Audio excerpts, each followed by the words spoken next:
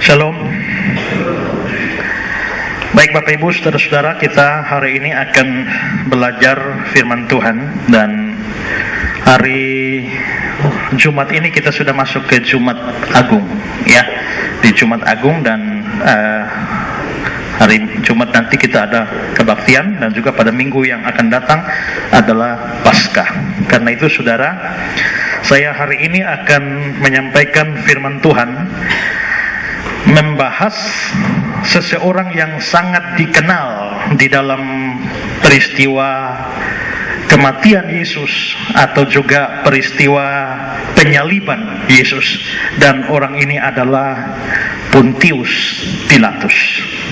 Nah, saudara-saudara, Pontius Pilatus ini adalah satu di antara 3 orang yang hidup dari 2000-an tahun yang lalu, tapi namanya masih disebut-sebut setiap minggu sampai hari ini. Bukan hanya 1-2 orang, tapi jutaan orang di berbagai belahan dunia menyebut namanya.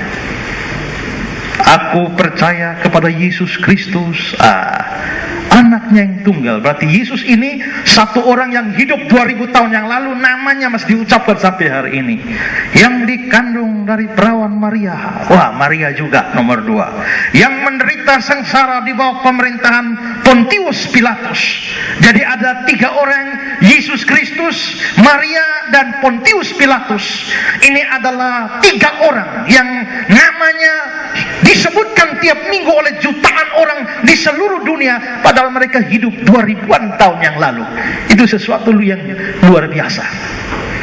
Tidak ada orang di dalam sejarah yang setelah mati ribuan tahun namanya masih disebutkan orang. Pernah kan nama Plato disebutkan tiap minggu? Nama Sokrates, nama Aristoteles, Pythagoras, dan lain sebagainya diucapkan setiap minggu? Tidak. Tapi Pilatus ini adalah orang yang disebutkan namanya setiap minggu. Orang kalau diingat-ingat terus, disebut-sebut terus, itu ada baiknya, ada tidak baiknya. Tergantung terkenalnya karena apa. Ya kan? Kalau terkenalnya karena hal yang baik, itu menyenangkan. Tapi kalau terkenalnya karena hal yang buruk, itu repot. Saya waktu antar mama ke rumah sakit, waktu sakit di rumah sakit Angkatan Laut, waktu ngantar mama periksa, saya pakai kaos, celana pendek karena mama lalu antar mama sampai masuk ruang dokter. Dan lalu saudara, saya di luar, dokter itu melihat saya. Setelah itu ya saya biarkan sajalah. Nah, setelah itu mama suruh keluar, tapi dokternya bilang, itu anak ibu? Ya, bisa masuk, mau bicara sejenak. Wah, saya mulai takut, ini jangan-jangan ada apa-apa dengan mama nih. Ya, soalnya kalau pasiennya dikeluarkan lalu bicara dengan keluarga, ini bahaya. Nah, setelah saya masuk, dia pegang tangan, Pak Pendeta Israel. Iya, kenapa? Oh, saya biasa lihat Bapak di YouTube. Mari kita bisa bercakap-cakap soal agama. Oh ya, silakan. Nah, jadi setelah itu baru saya tahu bahwa waktu dia lihat saya, dia tanya mama saya, itu Pendeta Israel? Iya. Itu anak ibu? Iya. Oh, saya tadi pikir itu, saya lihat di YouTube, saya rasa ini muka pasti Pendeta Israel, tapi lihat pakai celana pendek, saya tidak bayangkan ada pendeta pakai celana pendek. Pakai celana pendek tidak dosa, asal jangan celana umpan. Berarti waktu itu saya sadar, wah, rupanya saya dikenal bagus. Oh, itu Pendeta Israel yang di YouTube. Satu kali orang tua saya akan ada buat tempat kos di Oisapa. Lalu ada problem sumur. Saya lupa problemnya bagaimana, tapi akhirnya lalu konflik dengan tetangga. Saya marah luar biasa hari itu. Dan saya marah luar biasa, bertengkar sedemikian rupa dengan tetangga gara-gara air sumur. Setelah bertengkar semua, baru mereka bilang, Pak Pendeta, kita permisi pulang. Ini orang-orang yang berkelahi dengan saya bilang, Pak Pendeta Israel, permisi pulang. Wah, hari itu saya merasa gara-gara terkenal jadi susah. Berarti dikenal itu juga tidak tentu enak, tergantung positif atau negatif. Nah, saudara-saudara, Yudas Iskariot, Pontius Pilatus ini dikenal karena jeleknya. Ya, Yesus Kristus, Maria dikenal karena bagusnya. Tapi bagaimanapun juga ini orang terkenal tiap minggu. Kecuali gereja-gereja tidak pakai pengakuan iman rasuli. Tapi gereja-gereja yang pakai pengakuan iman rasuli, yang menderita sengsara di bawah pemerintahan Pontius Pilatus. Nah, saudara-saudara, kenapa orang ini begitu terkenal? Karena dialah gubernur Romawi yang memutuskan hukuman mati bagi Yesus Kristus. Dan kalau saudara survei di dalam Alkitab, nama Pontius Pilatus ini ditulis di dalam Alkitab sebanyak 59 kali. Ditulis namanya di dalam Alkitab. Tapi saudara, biarpun ini orang terkenal dan namanya dikenal, tapi banyak orang tidak cukup tahu siapa dia sesungguhnya. Siapa dia secara mendalam, banyak orang tidak cukup tahu itu. Dan karena itu saudara-saudara, menjelang Jumat Agung ini, beberapa hari ke depan, saya akan mengajak kita untuk belajar dari sosok Pilatus ini. Dan saya akan bahas orang ini dalam beberapa bagian. Saya tidak baca ayat di awalnya, karena nanti belakangan kita akan lihat banyak ayat dari kitab suci yang menceritakan tentang orang ini. Dan kita akan bahas ini, beberapa orang ini dalam beberapa poin. Pertama saudara, kita akan melihat asal usul dan sejumlah keterangan tentang diri dan pekerjaan dari Pilatus ini. Nama orang ini lengkapnya adalah Pontius Pilatus, seorang yang namanya Loto pada tahun 1305 itu berusaha membuat gambar dari Pontius Pilatus ini. Tapi ini belum tentu gambarnya yang asli. Ya, zaman dulu belum ada foto. Kalau waktu itu zaman dulu sudah ada foto, orang sudah foto Pontius Pilatus, pasti juga foto Yesus. Tapi Yesus tidak ada foto sampai hari ini. Dan karena itu juga orang dari sejamannya tidak mungkin ada foto. Gambar-gambar Yesus yang sekarang ini bukan foto Yesus yang asli. Itu adalah gambar hasil karya artis. Gambar Yesus yang terkenal yang bule itu Leonardo da Vinci yang menggambar itu. Ya, mungkin dia membayangkan Yesus sosok yang penuh kasih, cinta kasih, simpati kepada orang. Gambar Yesusnya begitu lembut, begitu ganteng, luar biasa. Dulu saya pernah dengar ada orang Islam bertengkar dengan orang Kristen, lalu orang Kristen bilang, Tuhan saya ganteng, nabimu mana? Foto saja tidak ada. Itu salah omong ya. Yesus juga tidak ada foto, Muhammad juga tidak ada foto. Ya. Tapi apakah Yesus seganteng yang digambar-gambar? Belum tentu saudara ya. Karena itu kan hasil karya artis. Wajah Yesus yang sesungguhnya kita tidak tahu. Nanti kalau cepat masuk surga, Tuhan tolong sampai masuk surga lebih awal. Nah, bertemu muka dengan muka, baru sebelum pergi ke sana lihat baik-baik apakah cocok gambar ini dengan gambarnya. Tapi ada orang bilang begini, Pak Pendeta bilang itu bukan wajah Yesus, tapi saya mimpi ketemu itu. Ada penglihatan, saya berdoa, wajah Yesus yang di kalender itu yang muncul. Saya jawab, bukan, itu bukan wajah Yesus yang asli. Tapi kenapa dia mau muncul berupa gambar itu? Karena lu sudah percaya bahwa itu dia. Seandainya dia muncul dalam wajahnya yang asli, sungguh-sungguh, yang lain sekali dari kalender, kamu akan bilang apa? Maklum dari mana, jangan sampai setan, dalam nama Yesus saya usir kau. Padahal itu Yesus yang asli. Ya. Nah, karena itu saudara, ini juga adalah gambar dari Gloto dari tahun 1300 dan ini bukan fotonya yang asli. Nah, saudara-saudara, Pilatus ini adalah seorang berkebangsaan Romawi dan diperkirakan dia lahir di wilayah Romawi dan di wilayah Roma di Italia bagian timur, di satu tempat yang namanya Vicenti. Kalau saudara lihat peta ini, peta Roma, itu ada kampung di sana, kota di sana yang namanya Vicenti, dan itu dipercaya sebagai tempat atau asal dari Pilatus ini. Nah, saudara-saudara, di dalam wilayah Vicenti ini ada satu suku yang namanya Samnite. Dan suku Samnite ini, dalam suku Samnite ini ada satu rumpun keluarga yang namanya rumpun keluarga Ponti. Saking terkenalnya sehingga orang sudah tahu marga Ponti pasti suku Samnite. Sama dengan kita. Kalau adu Fangidai, orang tahu itu orang Rote. Ya toh, Lang Kameng, Kameleng, Mai Kameng, Kameng Mai, orang tahu itu alur. Ratu Raja, Ratu Riu, Riu Raja dan lain sebagainya, orang tahu itu Sabu.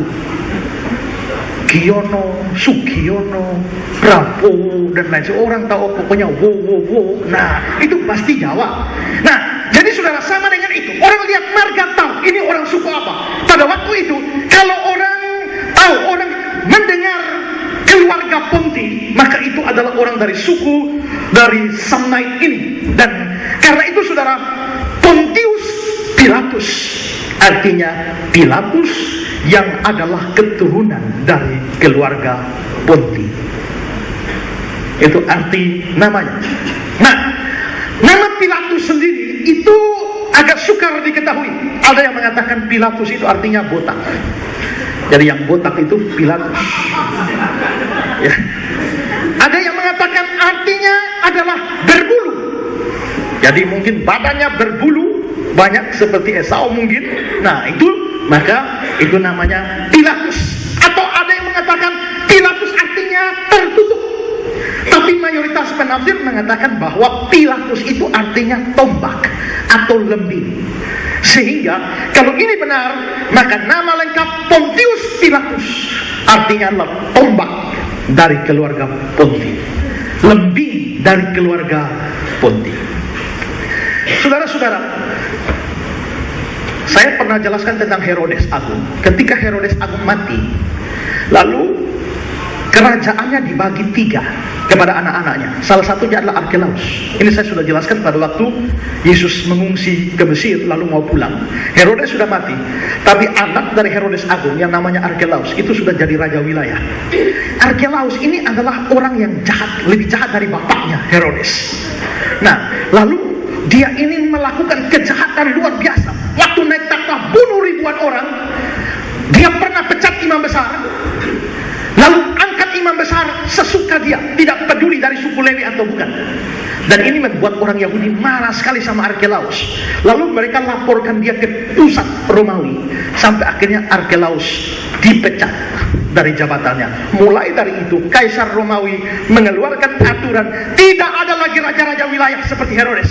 Mulai sekarang semua pemerintahan di provinsi-provinsi harus pakai gubernur langsung dari Romawi. Maka saudara, diberikanlah sebelum bangsa Israel pecah ada 13 gubernur yang memerintah di tanah Yudea. Dan sebelum Pilatus ada gubernur yang lain. Setelah dia ada gubernur yang lain, Pilatus ini adalah gubernur kelima yang memerintah di bangsa Israel. Waktu itu bangsa Israel dijadikan satu provinsi di bawah Yudea, di bawah Romawi, namanya provinsi Yudea. Maka Pilatus ini adalah gubernurnya Yudea, dan dia adalah gubernur yang kelima menggantikan gubernur sebelumnya yang namanya adalah Valentino Gratus atau Valentina Gratus. Dia adalah gubernur keempat. Pilatus menggantikan dia. Nah, saudara-saudara, bagaimana karier politik dia sampai bisa menjadi gubernur di wilayah Yudea? Tidak ada keterangan jelas tentang ini. Nah, saudara, beberapa dekade yang lalu banyak ahli atau sejarawan mempertanyakan kebenaran cerita Alkitab tentang Pilatus. Mengapa, saudara? Karena di dalam catatan-catatan Romawi, politik-politik Romawi, mereka bangsa yang terkenal sebagai bangsa yang mencatat. Semua peristiwa dicatat. Tapi anehnya, dalam catatan-catatan resmi di pemerintahan Romawi pada zaman itu, nama Pilatus tidak pernah muncul. Sehingga lalu orang mempertanyakan apakah benar di Yudea pernah ada seorang gubernur yang namanya Pontius Pilatus yang memerintah. Banyak keberatan tentang itu. Di dalam Wikipedia ensiklopedia diberikan keterangan begini. Yang menjadi kesulitan bagi para sejarawan adalah bahwa Roma termasuk salah satu peradaban paling menekankan birokrasi dalam sejarah. Bangsa Roma menyimpan catatan tentang setiap detail kehidupan, kelahiran, pernikahan, adopsi, pajak, produksi zaitun, dan dokumen hukum. Demikian juga dengan pasukan-pasukan Romawi. Catatan resmi pemerintahan adalah sarana untuk mengontrol tanah dan masyarakat yang mereka kuasai. Jadi mengapa bisa tidak ada sama sekali catatan resmi tentang Pilatus? Kalau memang Pilatus pernah jadi gubernur, mestinya ada catatan. Tapi ternyata tidak ada catatan. Ini membuat para sejarawan mempertanyakan apakah orang yang nama Pilatus benar-benar ada dan pernah jadi gubernur di Yudea. Kita tidak tahu memang alasannya, kenapa tidak ada di dalam dokumen-dokumen resmi Romawi. Tapi semua keberatan itu bungkam pada tahun 1961 ketika satu prasasti ditemukan di wilayah Kaisarea. Dan wilayah Kaisarea ini adalah kota yang didirikan oleh Herodes yang agung. Dan itu ada satu prasasti. Kalau saudara lihat ini prasastinya, di atas saudara bisa baca. Itu di atas itu ada patahan ya. Tapi di bagian atas itu ada tulisan dedikasi bagi Julius Tiberius, Kaisar Tiberius. Lalu di bagian bawahnya Pontius Pilatus, gubernur Yudea. Ini prasasti yang dari zaman 2000-an tahun yang lalu ditemukan 1961. Sekarang prasasti ini ada di Museum Israel. Dan ini membuktikan bahwa memang di Yudea pernah ada seorang gubernur Romawi yang namanya Pontius Pilatus. Ini dibuktikan di dalam sejarah. Ada banyak kritikus, ada banyak orang liberal yang tidak percaya kitab suci. Dulunya ada banyak hal yang tidak dipercayai, tapi Tuhan membuka satu persatu data-data dan bukti-bukti sejarah, sehingga orang harus kembali mengakui bahwa kitab suci kita adalah kitab suci yang benar. Nah, saudara, umur Pilatus pada waktu dia jadi gubernur di Yudea tidak bisa di bawah 27 tahun. Kenapa? Karena syarat menjadi gubernur Romawi pada waktu itu minimal 27. Jadi Pilatus tidak mungkin di bawah 27 tahun. Juga saudara, dia harus ahli dalam urusan militer dan juga urusan peperangan. Karena itu mutlak, syarat mutlak bagi seorang gubernur atau prokurator Romawi. William Barclay memberikan keterangan, dia adalah orang yang telah memiliki pengalaman cukup, sebab untuk memegang jabatan itu ada jenjang yang harus dilewati, termasuk komandan militer, hingga akhirnya dia dinyatakan layak menjadi gubernur. Pilatus tentulah seorang prajurit dan administrator yang telah teruji kemampuannya. Dan saudara, Josephus Flavius Josephus ini seorang sejarawan Yahudi berkebangsaan Romawi. Dialah yang mencatat sejarah Yahudi panjang lebar dalam bukunya Antiquities of the Jews, dan juga buku tentang peperangan, seluruh peperangan dari orang-orang Israel. Ini ditulis oleh Josephus, dan Josephus memberikan keterangan bahwa Pilatus ini mempunyai suatu rumah jabatan itu di wilayah Kaisarea, yang juga kantornya di wilayah Kaisarea, kota yang dibangun oleh Raja Herodes. Nah, saudara-saudara, itu kira-kira gambaran tentang Pilatus ini.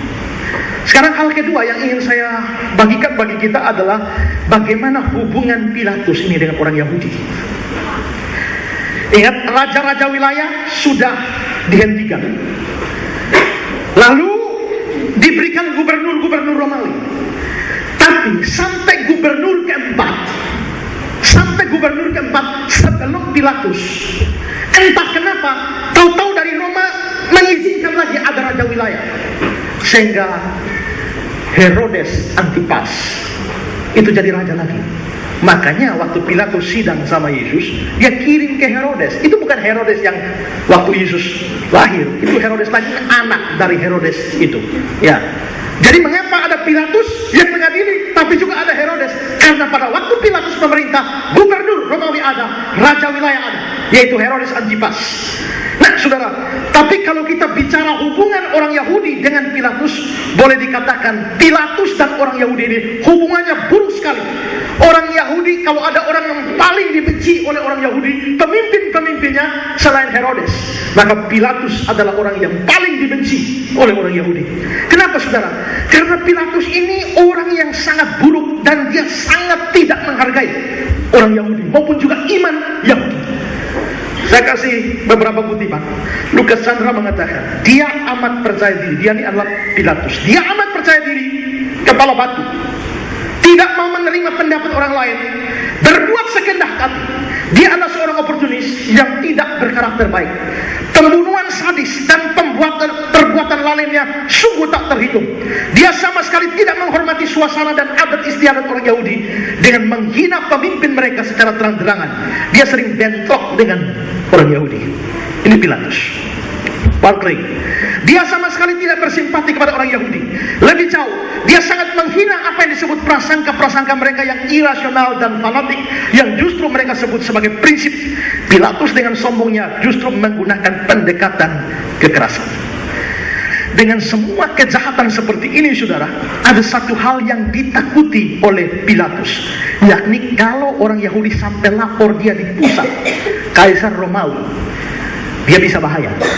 Ingat, tadi saya singgung Arkelaus berbuat sekehendak hati, dilapor ke pusat Romawi, Arkelaus dipecat. Nah, Pilatus juga, biarpun dia keras kepala, dia melawan orang Yahudi jahat, tapi dia ada sedikit ketakutan, jangan sampai orang Yahudi memakai hak mereka, lapor dia ke pusat Romawi, maka tamat riwayatnya dan dia bisa dihukum mati. Saya kasih keterangan bakal lagi. Philo menceritakan bahwa orang Yahudi telah mengancam akan menggunakan hak mereka untuk melaporkan Pilatus kepada Kaisar atas segala kejahatannya. Ancaman ini sangat menjengkelkan Pilatus, sehingga dia takut kalau mereka akan mengirimkan utusan kepada Kaisar lalu memecatnya karena berkaitan dengan hal-hal lain dalam pemerintahan, korupsinya, kelakuannya yang kurang ajar, penjarahannya, kebiasaannya menghina orang, kekejamannya, pembunuhan orang tanpa diadili terlebih dahulu, sikap tidak manusiawi yang paling hebat yang tidak pernah berterima kasih. Reputasi Pilatus di mata orang Yahudi sungguh busuk, dan fakta bahwa mereka dapat melaporkan kepada Kaisar menjadikan posisinya sama sekali tidak aman. Ini kira-kira kondisi Pilatus dengan orang Yahudi. Nah, kejahatan Pilatus terlalu banyak, tapi kira-kira ada 4 insiden penting yang menandai hubungan Pilatus dan orang Yahudi yang buruk. Yang pertama, saudara, ada satu insiden namanya insiden Panji dan patung Kaisar. Saudara, perlu diketahui, simbolnya orang Romawi, kalau kita Indonesia adalah simbolnya adalah burung Garuda, ya begitu ya. Setiap bangsa ada simbolnya. Simbolnya orang Romawi pada zaman itu adalah hampir mirip dengan Indonesia, burung juga, tapi burung Raja Wali. Ya, burung Raja Wali. Dan saudara, mereka kalau punya bendera itu ya, ini simbolnya Romawi. Tapi kalau mereka bendera mereka di ujungnya itu ada patung Kaisar di situ. Nah, Kaisar menurut orang Romawi itu dianggap atau dipercaya sebagai turunan dewa, anaknya dewa. Makanya ada Kaisar Agustus. Kenapa dia disebut Kaisar Agustus? Karena dia dipercaya turunan dari dewa Agustus. Nama bulan kita ini kan dari Romawi. Januari, Februari, Maret, April, Mei, Agustus. Nah, itu nama-nama kafir sebenarnya dari Romawi. Jadi orang yang namanya Agustinus, Agustina, nah, itu adalah nama-nama kafir Romawi. Tapi bersyukurlah bahwa di dalam Kristus sudah dikuduskan. Daripada namanya keren, Markus tapi penjahat. Wah, ya tak? Apalagi nama Haleluya tapi penjahat. Lebih baik biar nama kafir tapi dikuduskan. Nah, saudara-saudara, jadi ini saudara, mereka percaya ini adalah jelmaan dewa, anak dewa, Kaisar ini, dan lalu akhirnya dipasang di bendera mereka sebagai simbol kekuasaan Romawi. Tiap kali ada pembesar Romawi mengadakan kunjungan resmi, maka biasa dikawal oleh satu detasemen tentara Romawi dengan membawa semua panji-panji ini, seperti orang mau ini bawa benderanya. Kaisarnya atau pembesar Romawi jalan diiringi oleh semua ini. Tapi saudara, orang Yahudi paling anti model begini. Mereka anggap ini penyembahan berhala. Dan karena itu orang Yahudi sangat fanatik. Bendera seperti ini tidak boleh ada di dalam Yerusalem. Tidak boleh ada. Karena itu gubernur-gubernur sebelumnya tahu fanatismenya orang Yahudi. Mereka boleh bawa bendera itu, pas mau masuk Yerusalem benderanya turun. Silakan masuk, aman. Tapi Pilatus ini memang tadi dibilang kepala batu.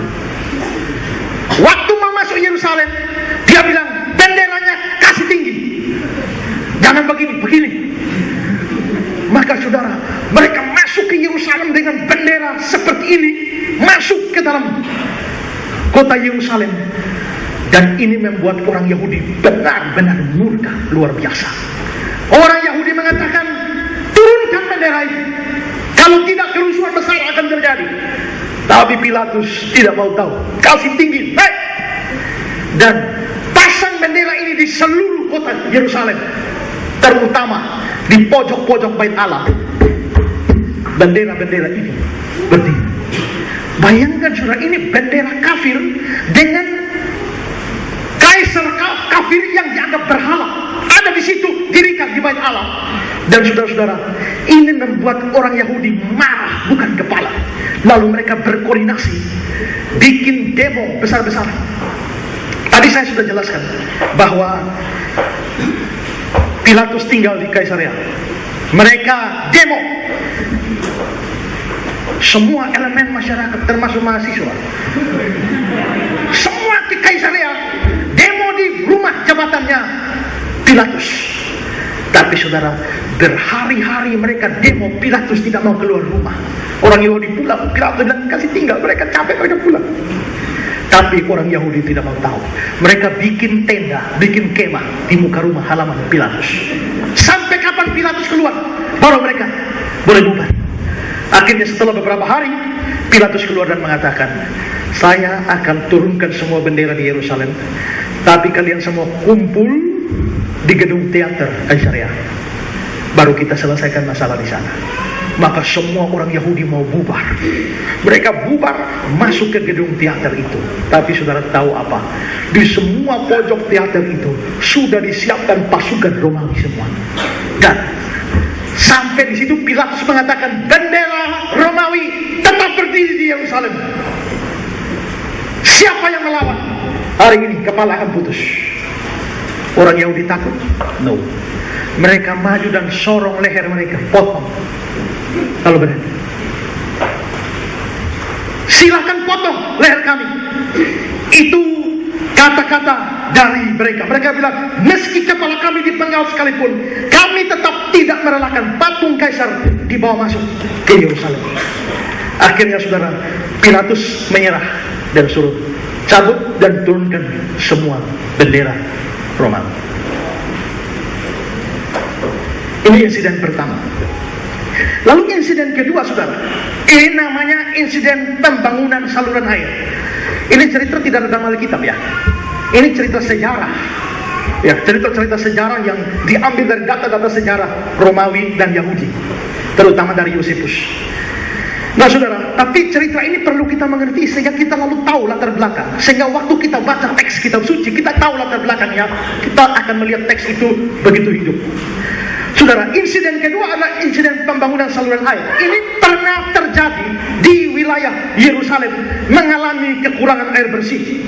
Lalu Pilatus sebagai gubernur memutuskan buat saluran air yang namanya aquaduk.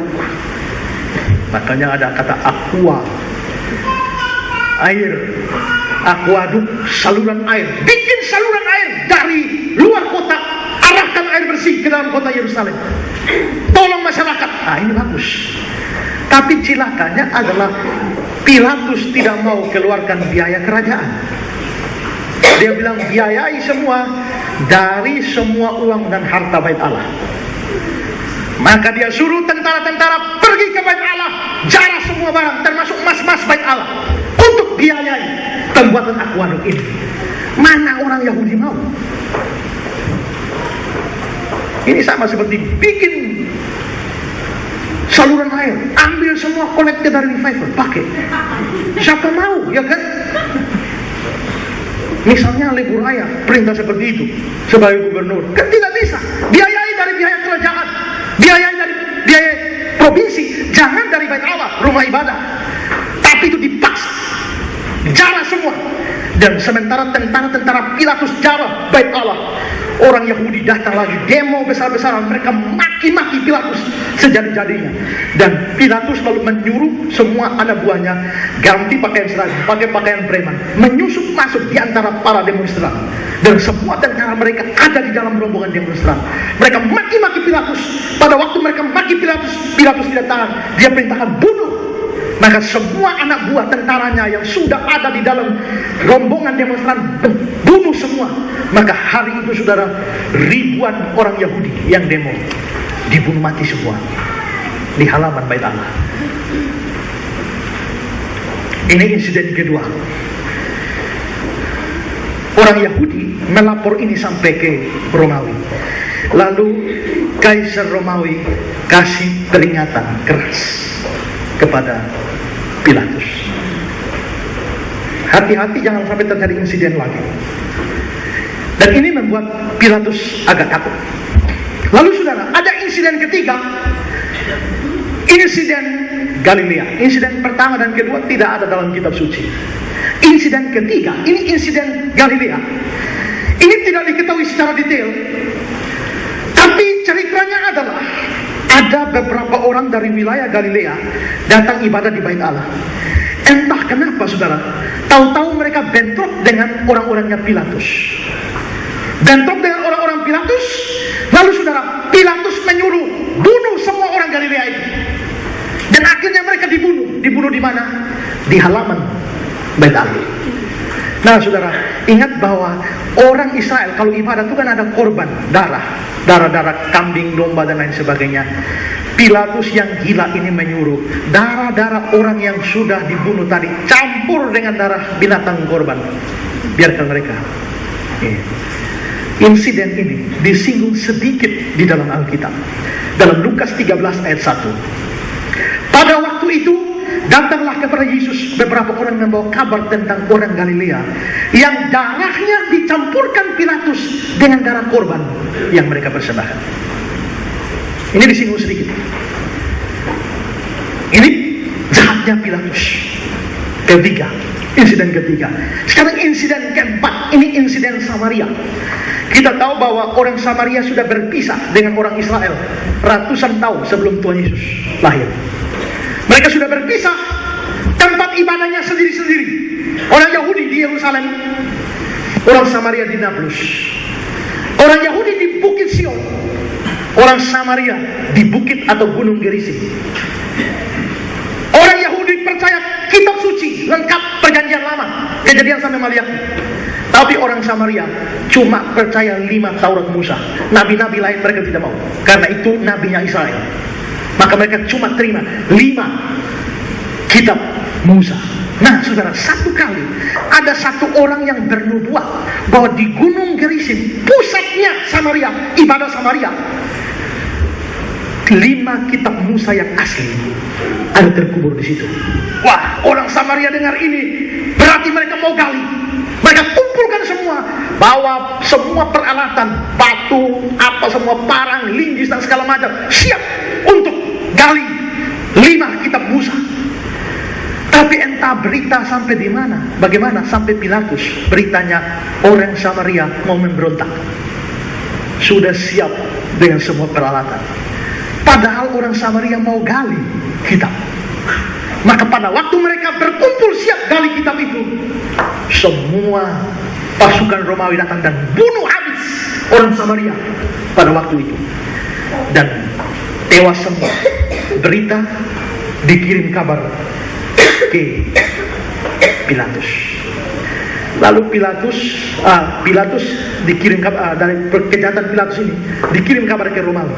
Kaisar yang memerintah waktu itu adalah Kaisar Claudius. Lalu saudara, peristiwa insiden Samaria ini sudah terjadi setelah dia bunuh Yesus, dia salibkan Yesus.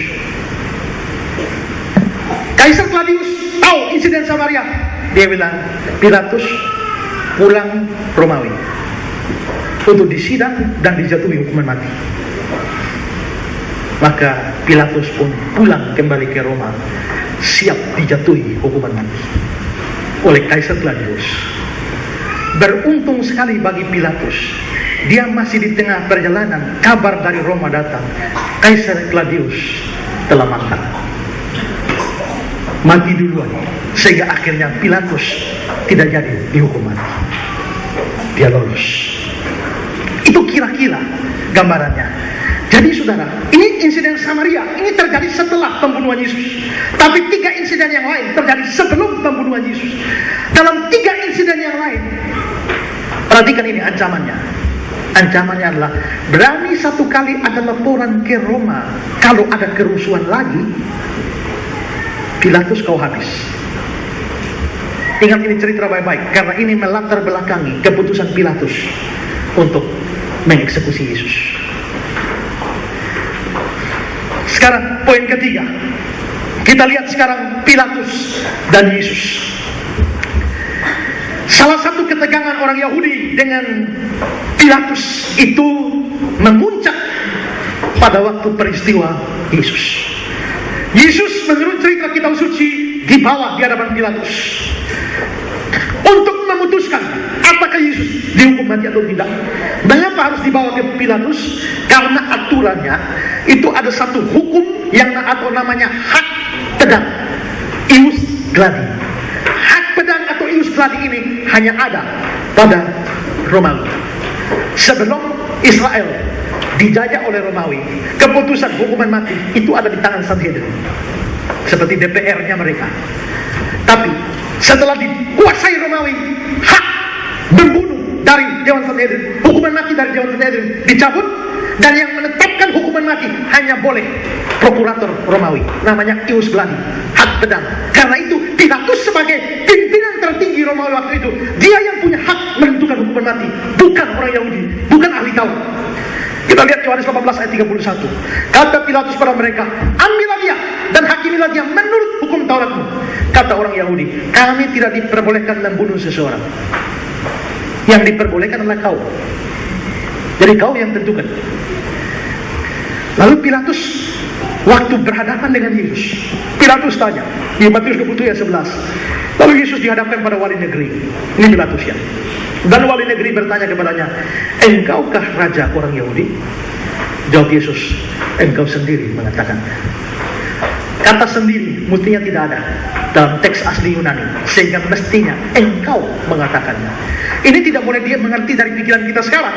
Kalau pikiran kita sekarang kita bilang, lu yang bilang, bukan beta. Tidak. Tapi waktu itu pengertian engkau mengatakannya artinya ya, saya memang raja orang Yahudi. Tuduhan keras diberikan untuk Yesus, tapi Yesus tidak jawab mereka sama sekali. Bahkan terhadap pertanyaan Pilatus selanjutnya, Yesus tidak jawab. Matius 27, 12, 14. Tetapi atas tuduhan yang diajukan imam-imam kepala dan tua-tua terhadap dia tidak memberi jawab apapun. Yesus tidak jawab. Maka kata Pilatus kepadanya, tidakkah engkau dengar betapa banyaknya tuduhan saksi-saksi diterhadap engkau? Tapi dia tidak menjawab satu kata pun, sehingga wali negeri itu sangat heran. Yesus tidak jawab. Saudara, semua peristiwa Kristus jangan dianggap kebetulan. Yesus tidak jawab, itu menjawab nubuatan. Karena di dalam kitab Yesaya perjanjian lama, nubuatan tentang hamba Tuhan yang menderita, Ebed Yahweh, itu dalam Yesaya 53 ayat 7, dia dianiaya, tapi dia membiarkan diri ditindas dan tidak membuka mulutnya. Itu membuat Yesus tidak jawab. Kalau Yesus jawab, bantah mereka, berarti dia membuka mulut. Nubuatan Yesaya gagal. Ya. Dia tidak membuka mulutnya, seperti anak domba dibawa ke pembantaian, seperti induk domba yang keluar di depan orang-orang menggunting bulunya. Dia tidak membuka mulutnya. Jadi Yesus tidak buka mulut saja, itu jawaban pada nubuatan. Kalau dia buka mulut, nubuatan salah. Maka dia tidak jawab. Nah, saudara,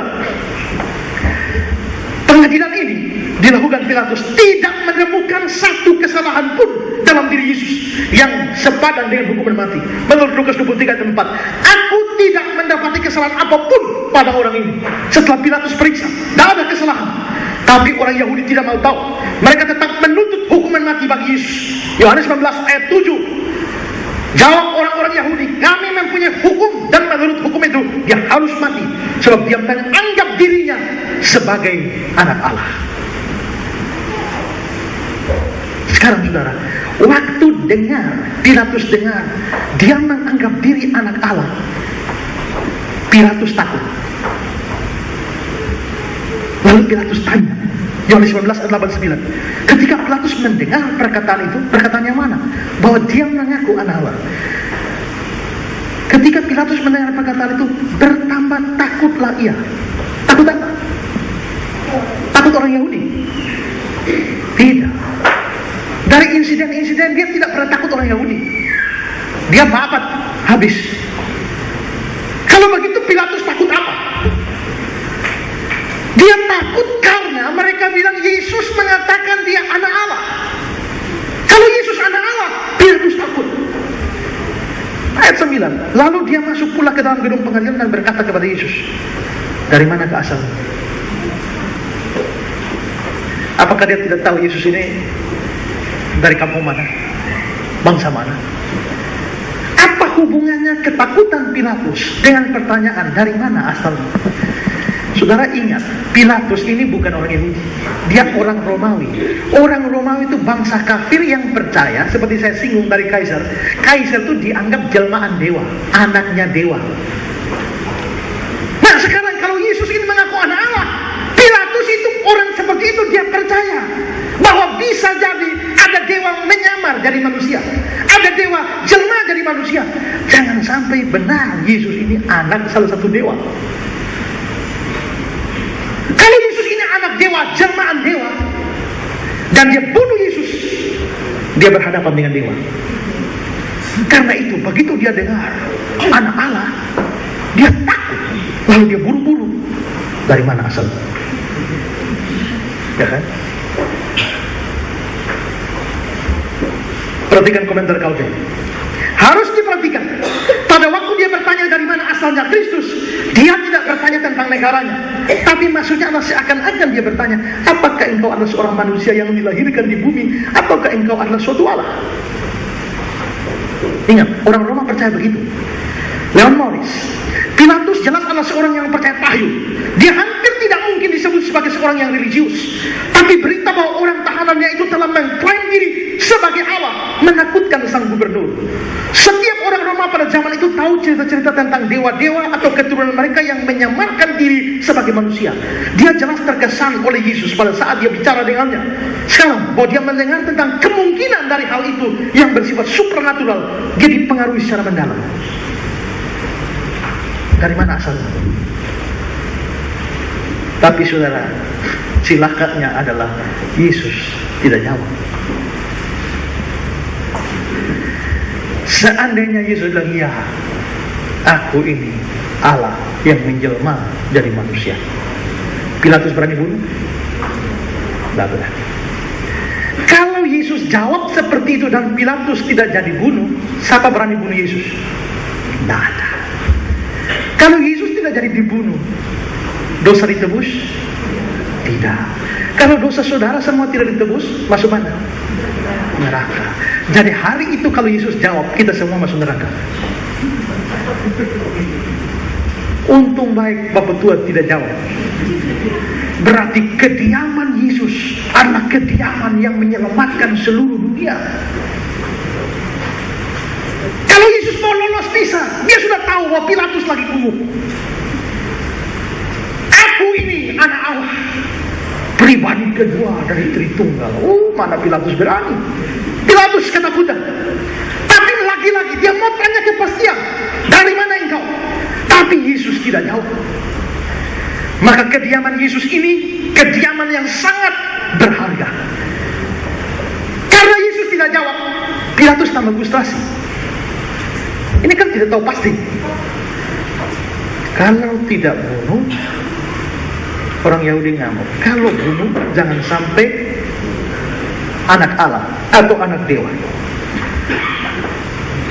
Maka dia bujuk Yesus supaya bicara. Yohanes 19 ayat 10. Maka kata Pilatus kepadanya, tidakkah engkau mau bicara dengan aku? Tidakkah engkau tahu bahwa aku berkuasa membebaskan engkau dan berkuasa juga menyalibkan engkau? Jawab. Tapi Yesus di sini, Yesus memang bicara, tapi dia tidak jawab pertanyaan Pilatus. Yesus bilang apa? Ayat 11. Yesus menjawab, engkau tidak punya kuasa apapun terhadap aku, jikalau kuasa itu tidak diberikan kepadamu dari atas. Sebab itu dia yang menyerahkan aku kepadamu lebih besar dosanya. Nggak jawab pertanyaan Pilatus. Pilatus makin tegang, makin frustrasi. Tiba-tiba bunyi SMS masuk. Pilatus buka SMS, tahu-tahu ada SMS dari Maitua. Maitua kirim SMS, bunyinya begini. Yohanes 19 ayat 12. Yohanes 27 ayat 19. Ketika Pilatus sedang duduk di kursi pengadilan, istrinya mengirim pesan SMS kepadanya. Jangan engkau mencampuri perkara orang benar ini, sebab karena dia aku sangat menderita dalam mimpi tadi malam. Wah, tambah stres ini Pilatus ini. Ya, dia sudah menghadapi ketegangan, frustrasi karena ada kemungkinan Yesus adalah anak Allah. Tanya Yesus, interogasi Yesus, tidak jawab. Istri kasih pesan seperti itu lagi. Dia tambah frustrasi. Pilatus yang frustrasi, dia pikir ini bahaya. Kalau bunuh, jangan sampai Allah. Bahaya dia. Karena itu dia lalu berusaha membebaskan Yesus. Sekalipun Yesus tidak menjawab pertanyaannya, dia berusaha membebaskan Yesus. Tapi orang Yahudi berteriak dan mengancam dia. Ayat 12. Sejak itu Pilatus berusaha membebaskan dia, tapi orang Yahudi berteriak, jikalau engkau membebaskan dia, engkau bukan sahabat Kaisar. Setiap orang yang menganggap dirinya sebagai raja, dia melawan Kaisar. Sekarang mereka bawa-bawa Kaisar. Pilatus paling takut Kaisar. Seperti saya cerita, karena sudah ada 3 insiden sebelumnya, dan Kaisar sudah berikan ancaman, berani ada laporan lagi, kau rusak Pilatus, dibunuh mati, hukuman mati.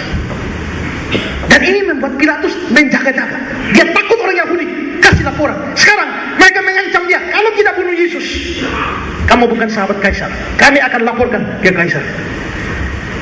Dan ini membuat Pilatus lebih tertekan. Bapak bilang, jikalau engkau membebaskan dia, engkau bukan sahabat Kaisar. Dan ini berarti riwayat hidupmu tidaklah begitu baik. Engkau pernah dilaporkan dulu. Jika engkau tidak mengikuti permintaan kami akan melaporkan engkau lagi kepada Kaisar, dan engkau akan dipecat. Dan ini membuat Pilatus tambah frustrasi. Ada tekanan dari orang Yahudi, ada kemungkinan Yesus adalah anak Allah, ada pesan dari istri. Dan ini membuat dia terjepit dan diperhadapkan pada pilihan yang sulit. Jika dia bebaskan Yesus, kerusuhan besar akan terjadi, dan laporan sampai ke Kaisar Claudius, dia akan dipecat dan akan dibunuh. Apalagi pada waktu itu orang Yahudi sudah berikan tekanan. Gejala ini mulai ada. Matius 27-24. Ketika Pilatus melihat bahwa segala usaha akan sia-sia, malah sudah mulai timbul kekacauan. Ini yang ditakutkan oleh Pilatus. Dan kalau ini terjadi, tamat riwayatnya. Tapi dia punya pilihan kedua, menyalibkan Yesus. Kalau salibkan Yesus, pertama, dia sidang, dia tidak dapat satu salah pun.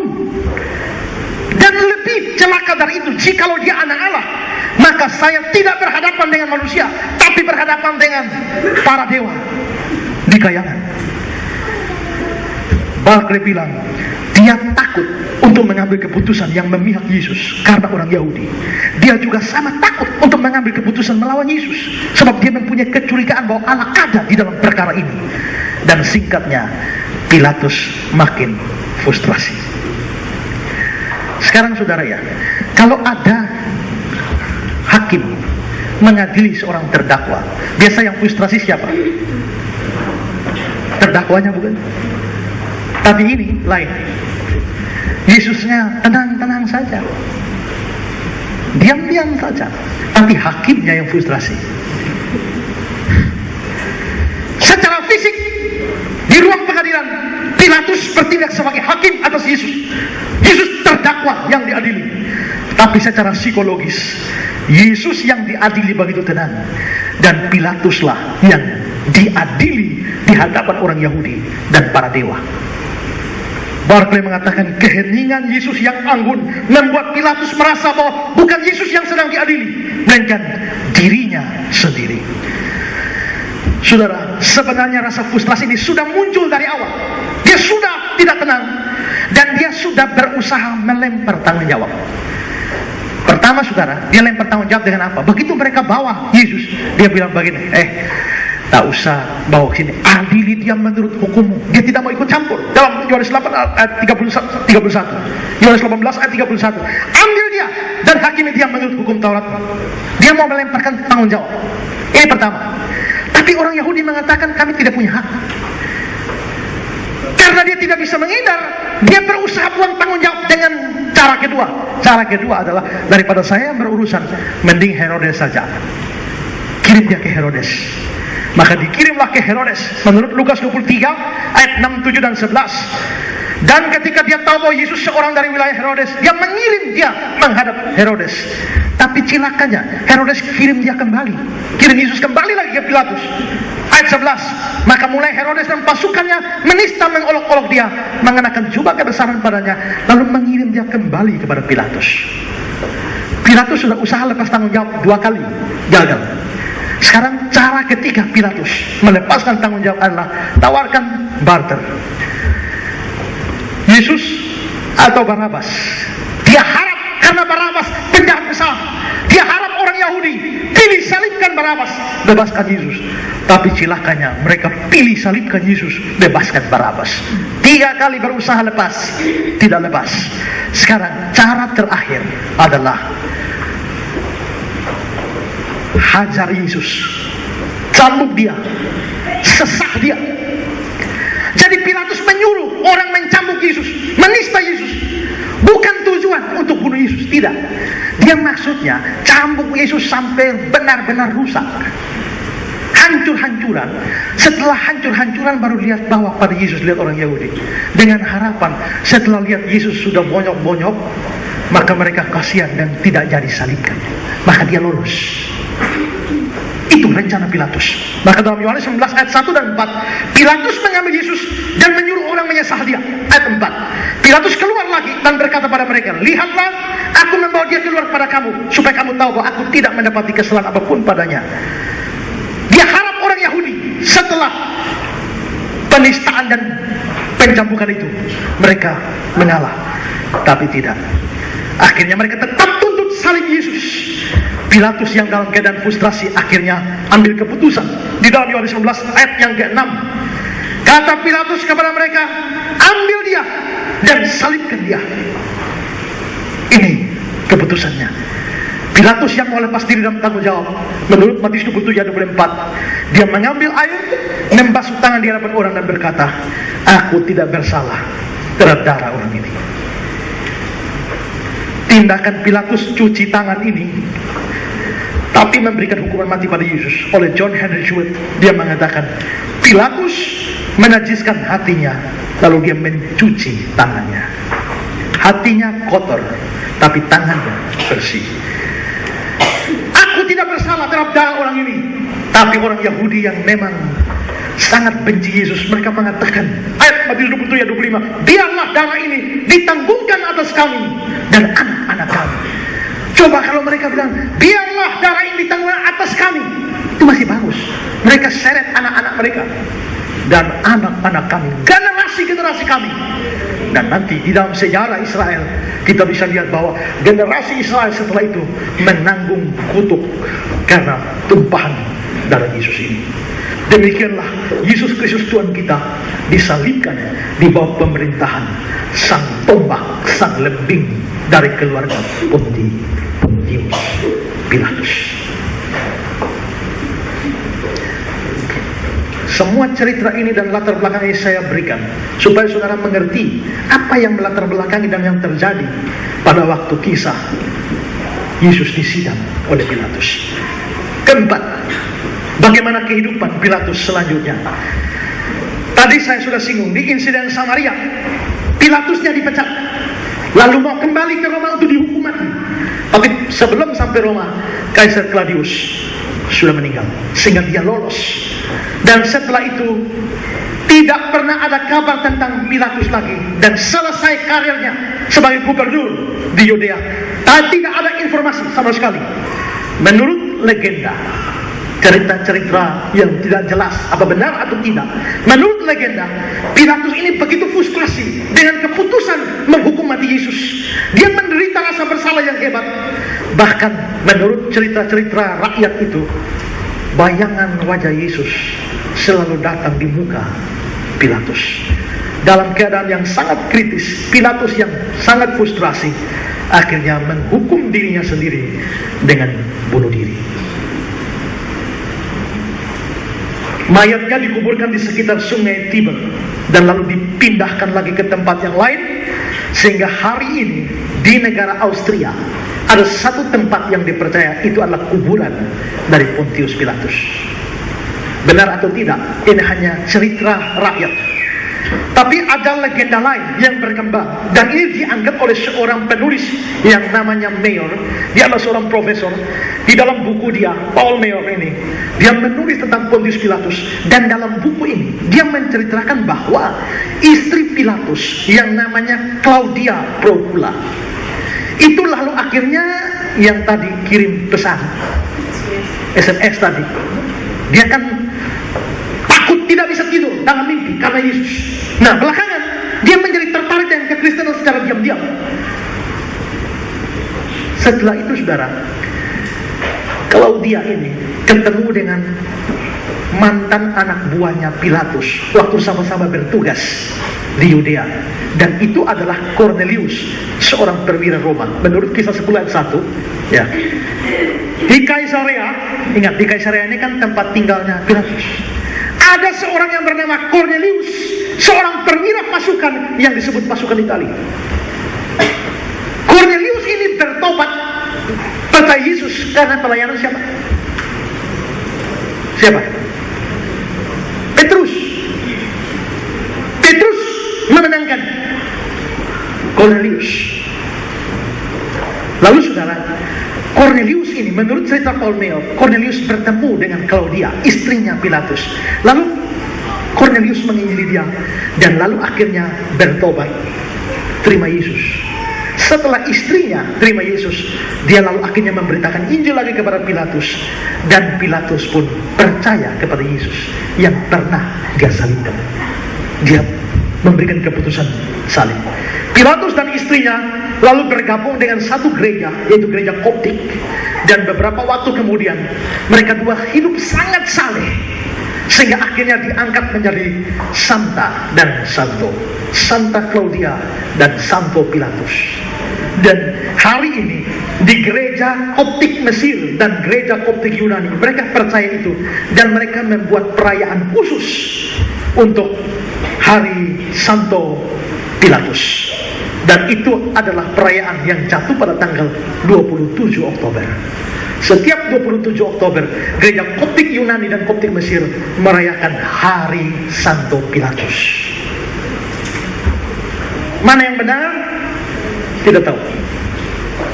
Tapi legenda dan mitos yang berkembang seperti itu. Nah, itu kira-kira cerita tentang Pilatus, baik dalam kaitan dengan orang Yahudi, dalam kaitan dengan Yesus.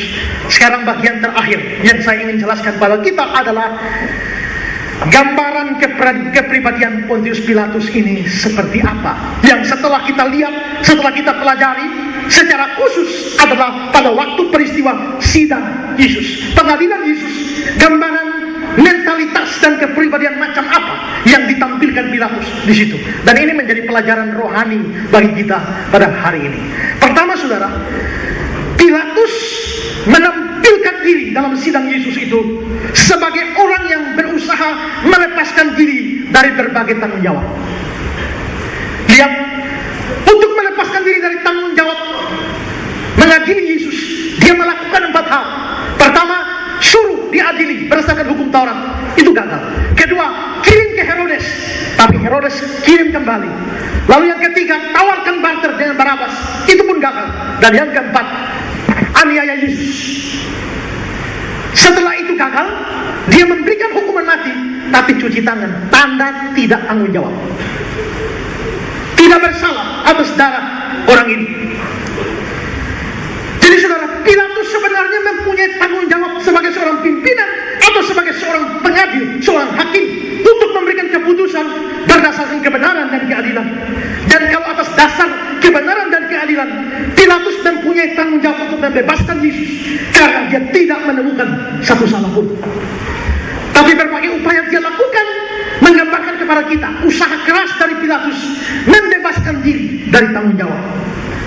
Jadi Pilatus adalah gambaran dari manusia yang mencari berbagai macam cara demi terhindar dari tanggung jawab yang mesti dia pikul. Karena itu boleh dikatakan setiap orang dengan mentalitas yang melarikan diri dari tanggung jawab yang harus dipikul adalah orang dengan mentalitas Pilatus. Jikalau ada seorang suami atau istri yang tidak bertanggung jawab kepada pasangannya dan rumah tangganya, maka dia adalah suami atau istri dengan mental Pilatus.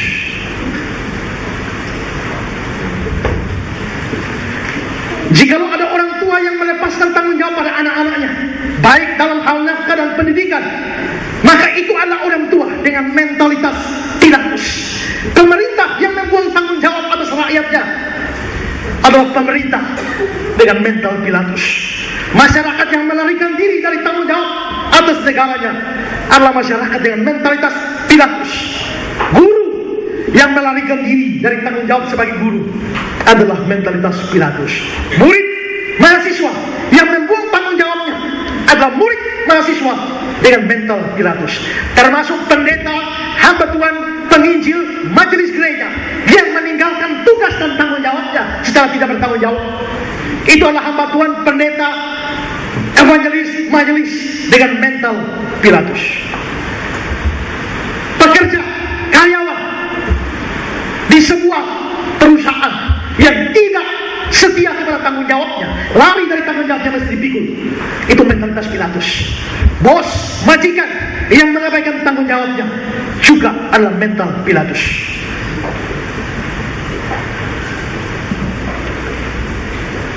Berapa banyak kita yang punya tanggung jawab yang mesti dipikul sebagai suami, istri, karyawan, majikan, bos dan lain sebagainya, hamba Tuhan dan lain sebagainya. Berapa banyak kita yang berusaha lepas dari tanggung jawab yang mesti dipikul. Setiap kita berjuang melepaskan diri dari tanggung jawab, menjadikan kita orang-orang dengan mentalitas seperti Pilatus. Kolose 3 ayat 23 berkata, apapun yang kamu perbuat, perbuatlah dengan segenap hati, seperti untuk Tuhan dan bukan untuk manusia. Jadilah orang-orang Kristen yang bertanggung jawab. Saya baca satu berita, ada seorang pemuda yang naik motor, entah ngelamun, tabrak satu mobil dan hancur belakangnya. Mobil lampu belakangnya hancur. Setelah dilihat itu Mercedes, dan ini pasti mahal sekali. Dan dia lihat tidak ada orang, semua orang lagi sibuk. Dia lihat tidak ada orang, petugas keamanan tidak ada, bosnya, pemilik mobil juga tidak ada. Dan dia mau lari, tapi dia tidak. Dia pergi ke pos dan dia tanya, itu mobil siapa? Satpamnya bilang, saya tidak tahu itu mobil siapa, tapi kayaknya salah satu bos di kantor-kantor di sini. Dan dia tunggu. Dia tunggu sampai 2 jam, baru pemiliknya datang. Dan dia datang dan mengaku. Pemiliknya berkata, temui saya ini, alamat saya, nomor telepon, temui saya besok jam 10 pagi. Dan dia makin takut. Pasti orang ini sengaja menunda, dia mau tanya di bengkel berapa harga itu. Dan dia makin takut. Besok jam 10 ketemu. Dan bos ini di luar dugaan bersikap sangat ramah. Tanya nama siapa, alamat di mana, kerja apa, saya belum kerja, kuliah di mana, saya sarjana ekonomi, tinggal di mana dan seterusnya. Kenapa kamu kok waktu itu tidak ada orang? Kalau kamu lari saya tidak tahu. Dia bilang, Pak, saya lari Pak, tidak tahu, tapi Tuhan tetap tahu Pak. Kamu mau ganti? Kamu belum kerja? Belum. Mau ganti lampu mobil saya? Iya Pak. Kalau begitu kamu saya terima kerja di sini, potong dari gaji kamu. Gimana? Dan dia bersyukur luar biasa. Seandainya dia lari hari itu dan tidak tanggung jawab, dia tidak pernah dapat kerjaan. Ini tidak berarti bahwa semua orang yang mengaku pasti dapat kerja. Tapi ini hanya sebagai contoh bahwa seorang anak Tuhan, jangan saudara diam-diam sengaja tabrak orang. Ada orang yang habis tabrak dapat kerja, ada orang yang dapat popoko. Tapi seorang anak Tuhan seharusnya adalah tidak melepaskan diri dari tanggung jawab yang mesti dia pikul. Ada orang yang tabrak lari, mestinya seorang Kristen tidak boleh tabrak lari. Kasih hamil orang tua anak tidak mau tanggung jawab. Nah, karena itu saudara, semua yang melepaskan diri dari tanggung jawab adalah orang-orang dengan mentalitas Pilatus ini. Yang kedua, Pilatus adalah orang yang mengetahui kebenaran, tapi bertindak sebaliknya. Dia sadar motif di belakang penyerahan Yesus itu dengki. Menurut Matius 27:18, dia memang mengetahui mereka telah menyerahkan Yesus karena dengki. Dia bahkan tidak menemukan satu kesalahan pun dalam diri Yesus. Tapi anehnya dia bertindak sebaliknya. Yohanes 19 ayat 6. Kata Pilatus kepada mereka, ambillah dia dan salibkanlah dia. Sebab, berarti saudara, kalimat selanjutnya adalah alasan kenapa keputusan ambillah dan salibkan dia. Kalimat selanjutnya, aku tidak mendapati kesalahan apapun padanya. Kalau saya balik kalimat ini, karena aku tidak mendapati kesalahan apapun padanya, karena itu ambillah dan salibkan dia. Ini yang tidak masuk akal. Kalimat itu baru masuk akal apabila ambil dia dan salibkan dia, sebab aku mendapati kesalahan padanya. Itu baru masuk akal. Atau aku tidak menemukan kesalahan padanya, jangan salibkan dia. Itu baru masuk akal. Tapi anehnya, ambil dan salibkan dia karena aku tidak temukan salah. Karena aku tidak menemukan salah padanya, maka ambillah dan salibkanlah dia. Di mana menyambungnya, saudara ya? Tapi di sini terlihat bahwa dia meyakini sesuatu kebenaran, tapi dia bertindak kebalikan dari kebenaran itu. Di sini kita menemukan kontradiksi antara apa yang Pilatus yakini dan apa yang Pilatus lakukan. Dua hal yang bertentangan secara frontal. Pilatus tahu apa yang benar, tapi takut melaksanakan apa yang benar itu, sehingga yang dilakukan adalah kesalahan. Dan ini kesalahan Pilatus. Tapi bukankah hal seperti ini juga yang sering kita lakukan? Kita tahu kebenaran, kita mengerti kebenaran, kita tahu apa yang harus kita lakukan, tapi yang kita lakukan adalah kebalikannya. Kita tahu bohong itu dosa, tapi berapa banyak kebohongan kita lakukan. Kita tahu benci orang itu tidak boleh, tapi berapa banyak orang yang kita benci turun-temurun tidak pernah mau ampuni. Natal sudah lewat 7 kali juga. Kita hanya bermurah hati pada waktu Natal Desember. Habis Januari kembali lagi, seperti babi kembali berkubangan. Kita tahu beribadah itu penting, perlu, tapi kita lebih doyan absen. Apalagi kalau ada siaran TV balap motor, Rossi bertanding hari ini, cari gereja yang cepat pulang. Kalau perlu khotbahnya 10 menit supaya bisa nonton. Kita tahu kita harus memberikan persembahan persepuluhan, tapi yang kita lakukan sebaliknya. Kita tahu tidak boleh ucapkan kata-kata kotor, tapi seringkali itu yang kita lakukan. Kita tahu nyontek itu dosa, tapi berapa banyak mahasiswa yang nyontek pada waktu ujian? Seringkah saudara seperti itu? Kalau ya, apa bedanya saudara dengan Pilatus? Tahu yang benar, tapi lakukan kebalikannya. Titus 1 ayat 16. Mereka mengaku mengenal Allah, tapi dengan perbuatan mereka menyangkal Dia. Mengaku dengan mulut keyakinan Allah, tapi perbuatan menyangkalinya.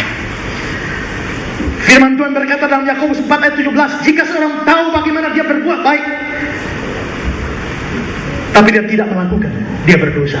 Berarti dosa bukan cuma buat jahat, tapi tidak buat baik juga dosa. Apalagi kalau kita tahu buat baik dan seharusnya kita lakukan, tapi tidak. Itu adalah mentalitas Pilatus. Mari kita introspeksi diri. Apakah perilaku kita sejalan dengan keyakinan kita? Kita memang tidak bisa sempurna, di surga baru sempurna, tapi perjuangan maksimal untuk mengharmoniskan antara keyakinan dan tindakan. Itu sesuatu yang harus kita perjuangkan. Yang ketiga, terakhir, Pilatus adalah orang yang lebih takut kepada manusia daripada kepada Allah. Pilatus adalah orang yang lebih takut kepada manusia daripada kepada Allah. Tadi sudah saya jelaskan. Yang membuat Pilatus frustasi adalah kemungkinan bahwa Yesus adalah anak Allah. Kalau memang benar Yesus anak Allah, dia akan berhadapan dengan para dewa. Tapi dia juga berhadapan dengan orang Yahudi yang kalau mereka lapor membuat dia terancam oleh Kaisar Claudius. Sekarang dia harus pilih berhadapan dengan pengadilan siapa? Pengadilan Claudius yang adalah seorang manusia, atau pengadilan dewa-dewa kalau Yesus memang benar adalah jelmaan dewa atau anak Allah. Di sini Pilatus diperhadapkan taat kepada dewa atau Allah, atau taat kepada manusia. Takut kepada Allah atau takut kepada manusia. Dan keputusan Pilatus menyalibkan Yesus menunjukkan dia lebih takut kepada manusia, orang Yahudi dan juga Kaisar Claudius, ketimbang para dewa yang dia percaya atau Allah.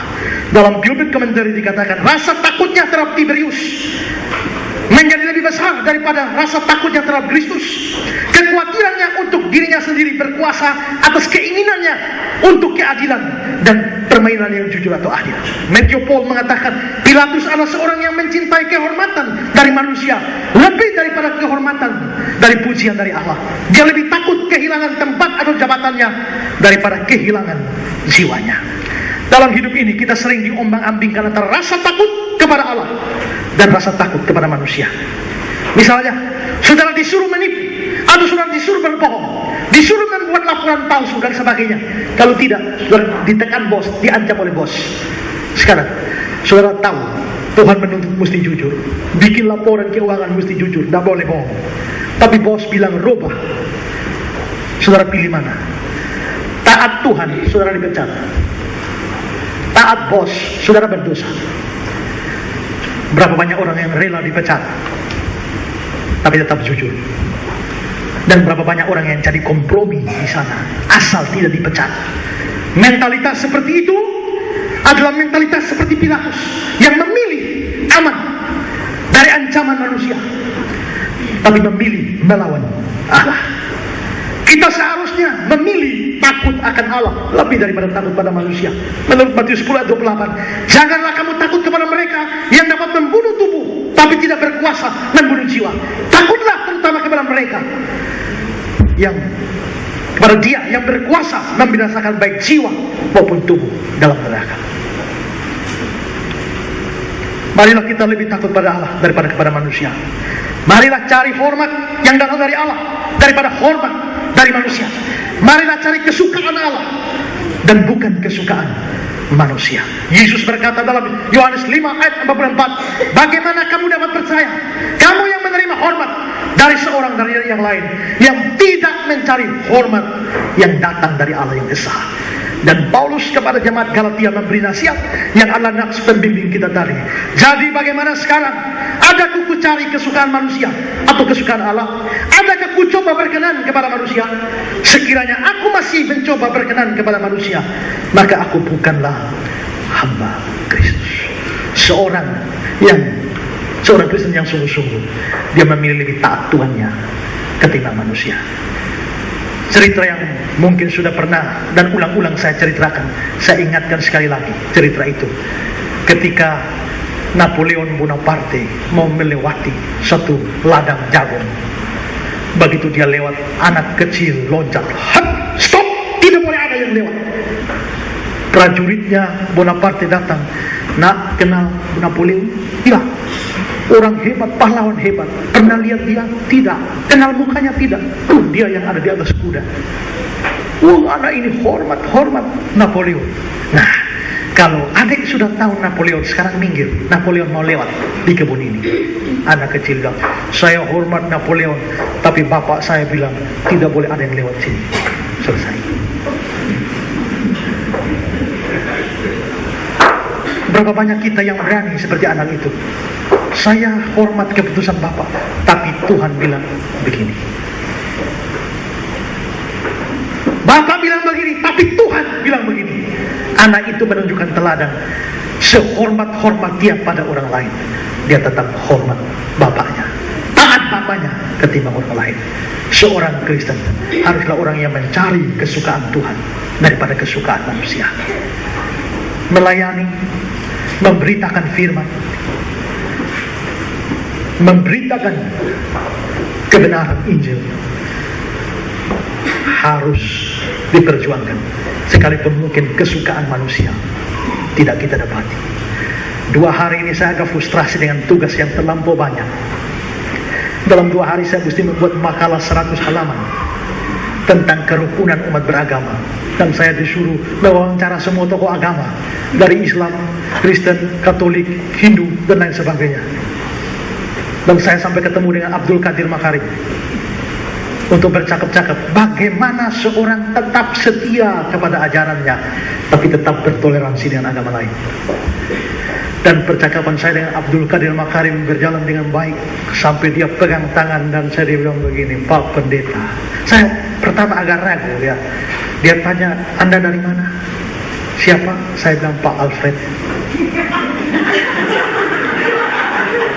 Habis bicara panjang lebar sudah habis, dia bilang begini, apa siapa tadi? Pak Alfred. Alfred siapa? Alfred Suruh. Dia, oh kenal Pendeta Esra Suruh? Saya bilang, iya Pak, itu nama lengkap saya Esra Alfred Suruh. Oh Pak Pendeta, loh saya yang biasa. Tapi lalu kita dua bicara, apa intinya? Toleransi dan kebenaran. Lalu saya membahas di dalam makalah saya bahwa di satu sisi Alkitab bicara ajaran Kristen yang eksklusif. Yesus satu-satunya jalan keselamatan, tidak bisa ditawar. Di dalam seluruh agama manusia harus bertanggung jawab atas sendiri. Tapi kekristenan mengajarkan konsep penebusan Yesus Kristus. Dan karena itu selamat hanya bergantung orang beriman pada Yesus, bukan karena perbuatan baik orang. Itu ajaran Kristen. Tapi di sisi yang lain, Alkitab juga mengajarkan orang perlu toleransi dengan orang-orang yang berbeda. Kasihilah musuhmu, musuh saja mesti dikasihi, apalagi sekedar orang berbeda. Menghadapi dua ini, di satu sisi orang mesti pegang ajaran dan mesti toleransi. Ada dua ekstrem. Ekstrem yang pertama, memegang ajaran agamanya begitu kuat dan membuat orang lain yang berbeda dengan dia tidak mendapat tempat apapun di dalam kehidupannya. Orang yang berbeda mesti dimusuhi, mesti dibasmi, mesti dibinasakan.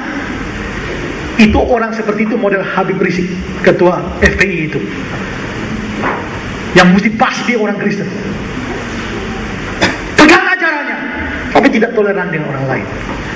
Tapi grup ekstrem yang kedua adalah mengembangkan toleransi dan kerukunan umat beragama sampai mengorbankan ajarannya.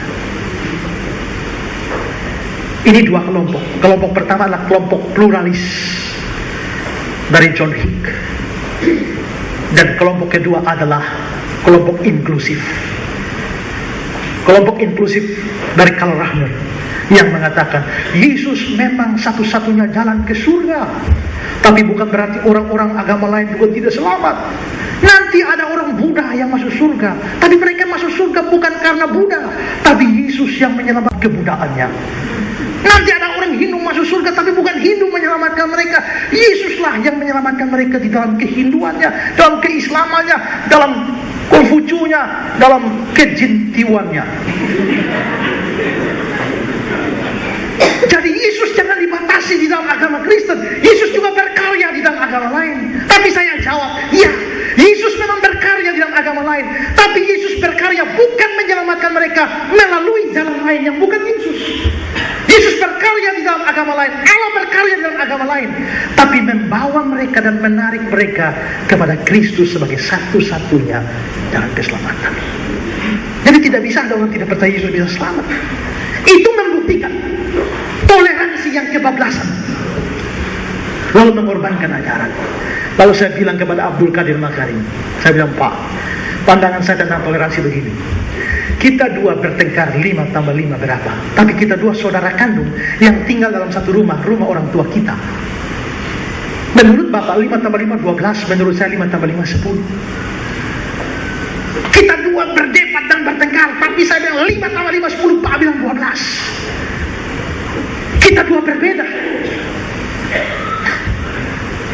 Tapi saya tidak boleh usir Bapak dari rumah ini.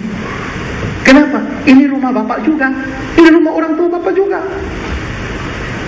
Saya tidak boleh mengancam Bapak di sini. Saya tidak perlu membongkar bangkir kamar Bapak. Bapak boleh makan sebebasnya, boleh mandi sepuasnya, boleh bikin apa saja, karena ini rumah Bapak juga. Tapi kalau soal 5 tambah 5 berapa, sampai kiamat saya tidak akan setuju bahwa 5 tambah 5 12. Saya juga tidak perlu mencari jalan tengah, karena saya 5 tambah 5 10, Bapak 5 tambah 5 12. Saya suruh Bapak turun 1, saya naik 1, jadi 5 tambah 5 11. Itu kompromi soal kebenaran. Tapi toleransi artinya saya rela hidup bersama, berdampingan. Anda boleh makan nyaman dan aman di rumah kita, tapi saya tidak pernah setuju. Kalau begitu, toleransi menurut ajaran Kristen bukan menerima pandangannya, tapi menerima orangnya. Itu yang harus dibedakan. Tapi terlalu banyak teolog, terlalu banyak pendeta percaya bahwa orang-orang yang lain pun tetap bisa diselamatkan tanpa Kristus. Menurut saya, toleransi mereka membuat mereka lebih takut kepada manusia daripada kepada Allah. Waktu saya bicara seperti itu, Abdul Qadir Makarim berkata, kalau begitu saya dengan Pak Pendeta sepakat. Ya, kapan-kapan kita bisa duduk dan dialog lagi. Jangan korbankan kepercayaan kita demi toleransi apapun, tapi harus bersikap baik, ramah, menolong orang lain. Saya angkat cerita tentang orang Samaria yang murah hati. Itu musuhan dengan orang Yahudi. Tempat ibadahnya beda, kitab sucinya beda, pusat peribadatan beda. Tapi waktu si Samaria lihat ada orang tolong, kemungkinan besar orang Yahudi, dia tidak perlu cek agama apa, dia tidak perlu cek dari suku mana, dari aliran mana, tidak, tolong saja. Tapi kalau soal isi kepercayaan lain daripada sikap pada orang, jadi toleransi adalah bersikap terima orangnya, bukan pandangannya. Itu saudara, menurut saya semua yang menyimpang dari kebenaran demi toleransi adalah orang-orang yang lebih takut kepada manusia daripada kepada Allah. Itu mentalitas Pilatus. Karena itu marilah kita sebagai seorang Kristen lebih takut pada Allah daripada pada manusia. Cari kehormatan Allah daripada manusia. Cari kesukaan Allah daripada kesukaan manusia. Kiranya ini boleh menolong kita dan mempersiapkan kita masuk ke dalam Jumat Agung dan Paskah pada tahun ini. Tuhan Yesus memberkati kita. Amin. Kita berdoa. Tuhan, terima kasih untuk kesempatan di mana kami boleh belajar firman dari seorang yang terkenal di dalam sejarah karena menghakimi dan memutuskan hukuman mati kepadanya. Dan kami boleh mempelajari banyak hal dan mendapatkan sesuatu yang penting bagi kehidupan kami. Ajar kami ya Tuhan, supaya dalam hidup ini menjadi orang Kristen yang tidak lari daripada tanggung jawab yang mesti kami pikul. Ajar kami ya Tuhan, supaya kami bertindak sejalan dengan apa yang kami percayai dan kami yakini. Dan ajar kami untuk lebih hormat, taat dan takut kepada Allah daripada kepada manusia. Dan biarlah firman ini boleh menjadi kekuatan, pelajaran dan berkat bagi kami. Dalam nama Yesus kami berdoa. Amin.